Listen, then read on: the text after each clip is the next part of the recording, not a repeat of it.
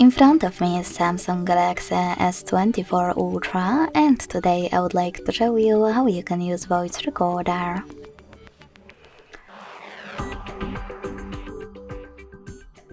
Begin by opening recorder and clicking on those three lines at the top left corner of recorder section.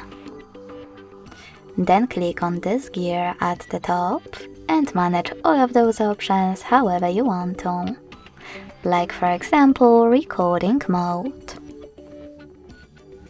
When you're ready, go back and click on this red button at the bottom.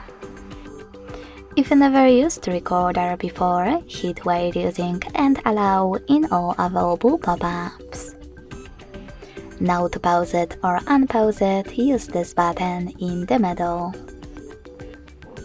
To listen to it right away, just swipe it and click on play button on the left. To add a bookmark, click on this icon at the top right corner. And to end it and save it on this square on the right. Now you can name your recording and hit save. As you can see, mine was successfully created. To play it, click on it.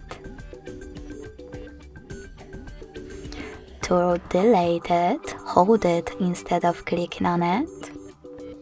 Choose delete at the bottom and confirm your choice in the pop-up.